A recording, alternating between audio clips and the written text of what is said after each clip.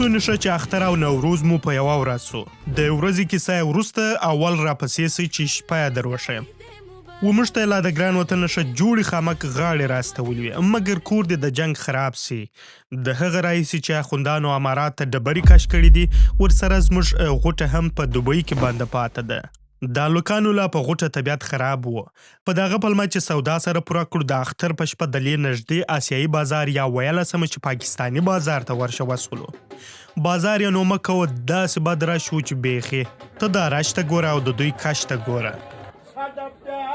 څه په وایي نارې ښه یو چابک مو د ګزارې جوړه سره پیدا کړله.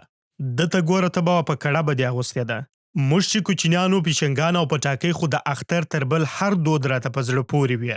په دغه یاد کې هلکانو یو څو پټاکۍ واخیستلې، پیسې یې په ده ورکړلې ځکه دی د ټکانو مشر دی. پیشنګان یې لا خپله جوړ کړي دي، اخر وطني تولید دی. دا وخت د شپې 10 بجې دي او د اختر د شپې میله ټیک تر 2 بجو خلاصه وي. دې ته دوی دودپتي وایي، یعنې د شیدو چای. زه یې خپله شوقي یم او چې ورته راورسېږم یو پیاله خامخا څښم. په میله کې د ترشونو او بوی ګیر کړلو چې یو پیاله راواخلو. دلته دی ورته ګډ وویل پلمیټ به نه لرئ، په نس د غم نه نو زه په هر ځای کې زه دغسې رنګ زرده کړی یم. پوهېږم نه ښایي چې د وطن نه دې دونې درانه غم او درد سره سړی خوشحالي ولمانځي، اما د ثقافت او فرهنګ په عام دستور کې که خوشحاله یا نه خو بالا ورګډ یې. اختر که د روحانیت او صمیمیت ورځ ده، نوروز مو د نویو فصلونو او امیدونو فرهنګ دی. نن بیا د مځکې پر نیمه یعنې شمالي نیمه کره باندې د نوي فصل ښایسته موسم نسیم اروا تازه کړې ده، یعنې د نوي کال او نوروز ورځ هم ده. تر هغه چې د اختر روغبړونه او مبارکۍ سره وکړو، ښه مو وګڼله چې اول د اختر لمانځه ته ورسو.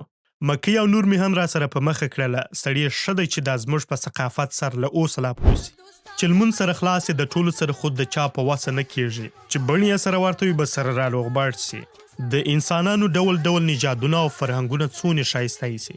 دا زموږ ورور بیا ګوره د زوی مړي هغې د صدرۍ څخه کالي جوړ کړي دي او څنګه ښه تک سور پرتوګ.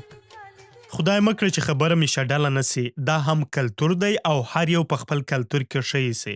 د هیچا کلتور بد نه دی، یوازې د بل کلتور څخه بدل دی. وا دته بیا ګوره څنګه یې کډه درنه نه دا اړولې. د لمانځه وروسته نو د انګریزانو کوڅې موږ پر سر واخیستلې. ښځینه او نارینه دواړه لمانځه ته راځي. تاسې ته به څونې بد ښکاري، خو دواړه جنسیتونه په بیلو منزلونو کې لمونځ ادا کوي.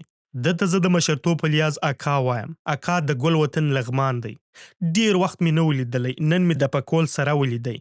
اختر له عبادته پیلیږي او په ټولنیز پیوستون پوره کیږي. روغبړ مو د